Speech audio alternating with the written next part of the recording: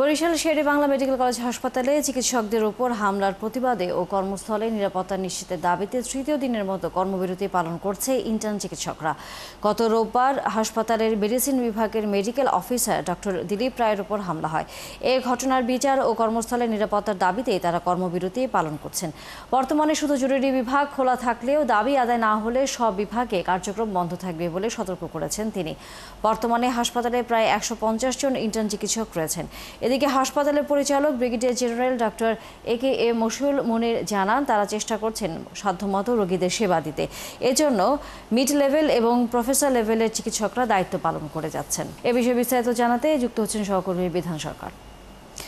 বিধান, আমাদের সাথে একটু জানাবেন যে আন্দোলনকারীরা যে 23 দিনের অবস্থান কর্মসূচিতে আছেন তাতে সার্বিক পরিস্থিতি কেমন দেখছেন, এবং হাসপাতাল কর্তৃপক্ষ বলছে যে মিড লেভেল এবং যারা অভিজ্ঞ ডাক্তার তাদেরকে দিয়ে চিকিৎসা সেবা দিতে হচ্ছে ইন্টার্ন চিকিৎসকদের এই কর্মবিরতির কারণে। কর্মবিরতি তুলে নেওয়ার বিষয়ে প্রশাসনের পক্ষ থেকে বা হাসপাতাল কর্তৃপক্ষের পক্ষ থেকে কোনো ধরনের তাদের সাথে আলোচনা করা হয়েছে কিনা?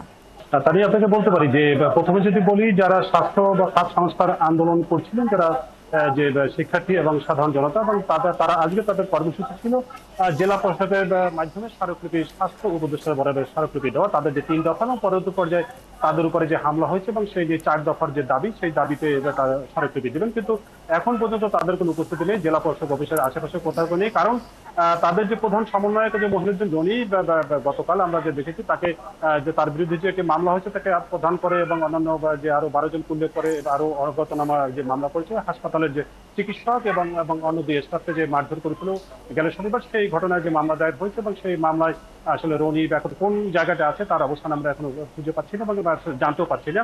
এবং এর ফলে আমরা দেখেছি যে আন্দোলনকারী শিক্ষার্থী বা সাধারণ জনতা যারা ছিলেন এই আন্দোলনের সাথে, তাদের এখন পর্যন্ত যে আজকের কর্মসূচি জেলা পরিষদের মাধ্যমে স্মারকলিপি দেওয়া স্বাস্থ্য উপদেষ্টা বরাবর, তাদের কোনো আসলে এখন পর্যন্ত আমরা দেখিনি জেলা পরিষদ কার্যালয়ে। তবে অপরদিকে যে শের-ই-বাংলা চিকিৎসা মহাবিদ্যালয় হাসপাতালে আপনাকে যদি বলি, আমরা কিছুক্ষণ আগে এখানে পরিচালকের সাথে আমরা কথা বলছি। তিনি বলছেন যে শিক্ষার্থীদের আন্দোলন যে দাবি, সেটা আসলে যৌক্তিক, সেই দাবিগুলো তো আমাদের পক্ষেরই, আমাদের চিকিৎসকরা সেই দাবির সাথে সহমত পোষণ করি। কিন্তু এই যে ভোগান্তি দিয়ে তারা বলছিলেন যে তাদের প্রধান ফটকে আটকে রেখে তাদের যে প্রায় 4 দিনের অনশন কর্মসূচি, সেই অনশনের ফলে প্রধান ফটক দিয়ে রোগীদের ঢুকতে তারা কিন্তু আসলে রোগীরা বিড়ম্বনায় পোহাতে হতো এবং বেগ পেতে হতো তাদের চিকিৎসা সেবা দিতে। ঠিক এই ধরনের জায়গা থেকে তাদের উঠে সরে যেতে বলছিলেন। এবং স্বাস্থ্য মহাপরিচালক তিনি গেল বুধবার এই যে বরিশালে এসেছিলেন এবং মতবিনিময় করছেন, এবং তখন ঠিক মতবিনিময়ের সময় তিনি বলছিলেন যে আপনার যে শিক্ষার্থীদের বলছিলেন যে আপনারা এই অনশন উদ্যোগ করেন এবং আপনাদের দাবি সবাই মেনে নিচ্ছে। কিন্তু শিক্ষার্থীদের কথা ছিল যে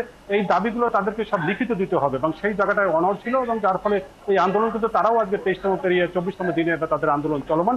অপরদিকে যে আপনাদের যে কথাটা জানতে চেয়েছেন যে এখানে যে চিকিৎসক, মিড লেভেলের চিকিৎসক এবং এবং এবং এবং এবং এবং এবং ইন্টার্নি ব্যতীত অন্য যে প্রফেসর বা সব সহযোগী অধ্যাপক যারা আছেন তাদেরকে আজকে চিকিৎসা সেবা দেওয়ার কথা, এবং তারা আসলে দিচ্ছেন।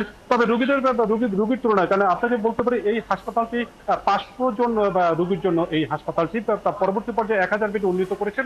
কিন্তু অবকাঠামোগত উন্নয়ন এই হাসপাতাল হয়নি, জনবল হয়নি, লোকবল হয়নি, বা চিকিৎসক সেই বাড়িনি, নার্স আসেনি।